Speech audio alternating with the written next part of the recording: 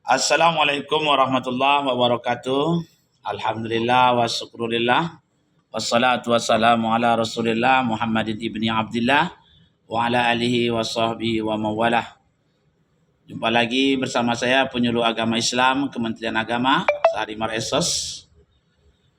Sahabat semua yang dirahmati Allah Subhanahu wa taala, pernikahan adalah sesuatu yang sangat sakral di dalam Islam. Karena dalam masalah perkawinan bukan hanya masalah bahwasanya untuk memenuhi kebutuhan hasrat biologis, tetapi dengan perkawinan itu juga menimbulkan dampak hukum yang lain seperti nasab dan juga pewarisan.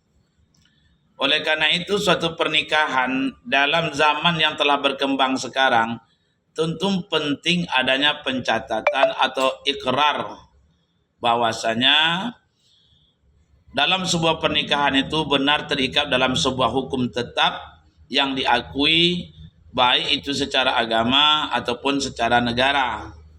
Nah, alhamdulillah kita tinggal di negeri Republik Indonesia ini yang besar perhatian terhadap agama, sampai-sampai negara kita membentuk sebuah wadah yang dibuat oleh pemerintah dengan nama Pengadilan Agama, membuktikan besarnya perhatian pemerintah agar masalah konflik-konflik keagamaan bisa diselesaikan di pengadilan.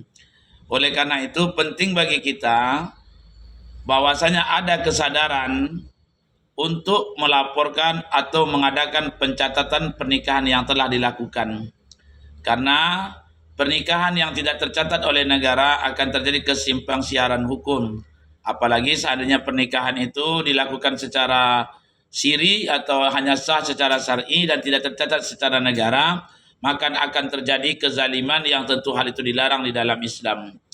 Satu contoh, orang yang beristri dua, yang mana istri pertamanya mempunyai pencatatan nikah yang sah oleh negara, sementara istri yang keduanya tidak mempunyai catatan yang nikah secara sah. Dalam perjalanan waktu rupanya rumah tangga mereka dalam perkawinan istri pertama ini bercerai. Tapi bercerainya tidak dicatat oleh negara, sementara nikahnya tercatat. Kemudian dia melakukan pernikahan yang kedua, suaminya ini. Tetapi karena dia bercerai tidak secara tercatat, maka dia tidak bisa menikah secara tercatat pada istri yang kedua. Setelah mereka menikah, terjadi perjalanan waktu, rupanya bapak ini mengalami sakit keras dan beliau dirawat oleh istri mudanya ini yang nikah secara siri, yang hanya nikah secara syar'i namun tidak tercatat oleh negara. Namun malang tak dapat ditolak, untung tak dapat diraih, bapak ini menemui ajalnya. Sayang 1000 kali sayang, rupanya istri yang pertama yang tercerai yang tidak tercatat menggugat harta pewarisan yang ditinggalkan oleh suaminya, yang mana kemarin dia bercerai tidak tercatat sementara nikahnya tercatat. Nah, istri yang keduanya telah merawatnya, masa sakitnya dia yang mengurusnya, tidak mendapatkan apa-apa. Kenapa? Karena buku nikahnya tidak tercatat, tidak ada pencatatan nikah pada dirinya. Tetapi istri yang pertama meskipun dia telah diceraikan, tapi masih mempunyai kekuatan tetap, yaitu buku nikahnya masih tercatat dan perceraiannya tidak dilaporkan secara tercatat pula di pengadilan.